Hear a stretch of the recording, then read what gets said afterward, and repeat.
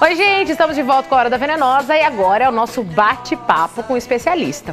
Eu estou aqui com o Dr. Guilherme Micela e a gente está batendo um papo. A gente já estava falando aqui na hora do intervalo sobre o Papa Francisco. A gente sabe que quando a gente fala de Papa, as coisas não ficam muito claras. O Vaticano tem essa mania de proteger, né, os papas e não explicam muito bem o que está acontecendo, mas as pessoas gostam, né, os católicos têm o seu respeito e o mundo todo, principalmente com o Papa Francisco, que é uma pessoa, parece que é uma pessoa mais próxima da gente, né? E aí, o que se sabe dessa doença? O que foi divulgado mesmo? Por que é que o Papa passou por essa cirurgia? Boa tarde. Boa tarde. Bem-vindo. Muito obrigado. O que foi dito, né, o que está na mídia, é que o Papa teve uma estenose do intestino grosso, causado por doença diverticular.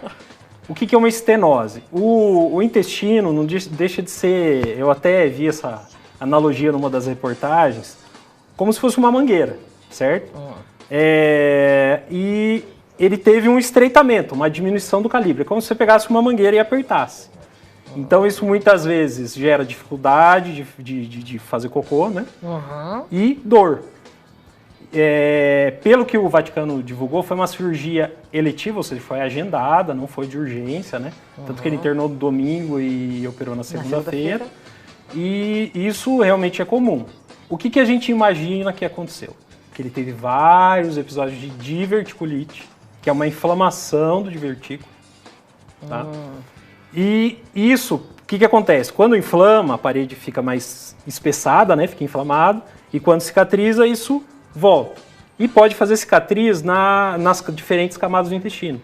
E provavelmente nesse processo de inflamação, cicatrização, foi diminuindo a passagem das fezes ali. Né? Daí o que causa? Dor? Quais são os sintomas? Porque diz que ela é assintomática. É isso na maioria das pessoas? Ou não? Você sente? O que você sente? O que tem que dividir, na verdade, é o seguinte. Existe o divertículo, que ele pode dar sintomas ou não, que é uma coisa muito comum. Antes dos 40 anos, em torno de 20% da população tem. Depois de 60 anos, mais de 60% da população tem. Nossa, é um número grande, né? Bastante. Mais da metade da população? Mais da metade. E, se eu não me engano, acima dos 80 anos, 90% tem. Nossa. Né? Principalmente a população ocidental. O que acontece? Quem tem divertículo pode ter doença diverticular, que as principais complicações são a diverticulite, que é uma inflamação, que pode dar febre. O quadro mais comum é dor do lado esquerdo embaixo na barriga, né? Uma dor bastante intensa. Parece uma dor de apendicite, mas do lado errado, que a gente sempre diz. Porque a apendicite é do lado direito. Isso. E tem o sangramento, que geralmente é à direita, tá? Que pode ser bem grave, né? O paciente pode sangrar bastante. E tem uma outra entidade que chama colite relacionada à doença diverticular, que aí é uma doença mais crônica, tem relação com a dor, sem necessariamente ter esse problema do Papa.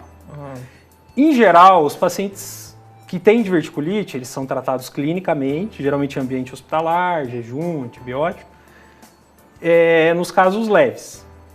Existem casos que formam abscesso, né, uma cavidade cheia de pus dentro da barriga, que tem que ser drenado, né, que aí já é o grau 2. O grau 3 você tem pus em toda a cavidade, aí realmente é uma cirurgia de urgência, né, de urgência, emergência. E o grau 4 é quando faz uma perfuração grande e realmente fica com fezes dentro da cavidade. Né? Aí é o mais grave. Aí é bastante grave, a mortalidade é mais alta. Nos casos leves, na verdade, dá para se dizer que o tratamento é muito tranquilo, né? Salvo naqueles como o Papa, que teve uma complicação. Ele teve uma estenose. Claro que dependendo da extensão da estenose, a gente consegue tratar por endoscopia, faz uma colonoscopia, dilata, em alguns casos isso é possível. Mas quando esse estreitamento é muito longo, por endoscopia não é possível. Então aí procede-se a cirurgia. E essa cirurgia é para retirada desse espaço, dessa área, ou você só vai abrir esse caminho? Em geral, como é uma área inflamada, doente, você resseca o segmento doente e emenda de novo, né? E não vai fazer falta, né? Uma parte muito grande? Como é que é isso? Porque a gente sabe que o intestino é interessante, né? Porque ele é muito grande, não é? Quantos metros tem o intestino? Como é que é? Ó, se você pegar todo o intestino delgado, mais o intestino grosso, você vai ter em torno de 7 metros. 7 metros. Tá? O intestino grosso tem 1,5 m, mais ou menos. Que é esse onde acontecem esses casos. Isso. A diverticulite, ela é mais comum no cólon sigmoide, que é o último, ou você pode dizer último trecho? O penúltimo, o último trecho do cólon, né? Logo antes do reto, logo antes do ânus. Então, o que acontece?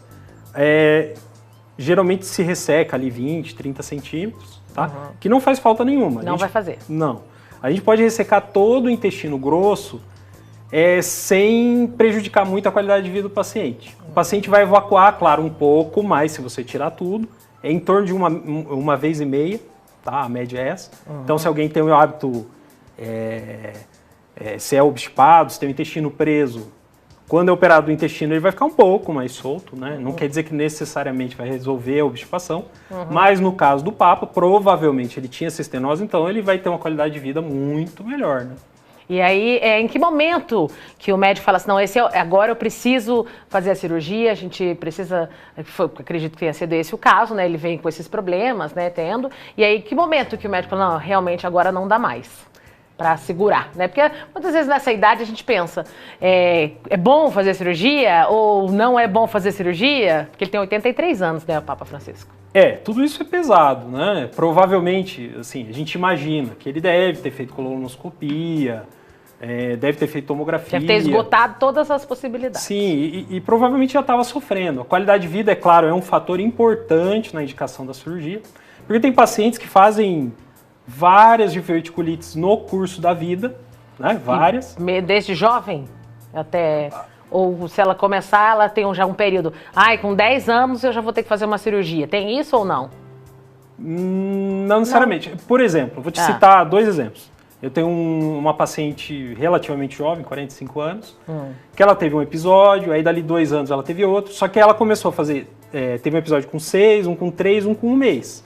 Aí como ela estava fazendo repetição, ela não chegou a fazer uma estenose, mas ela tinha dor e internamento que se repetiam.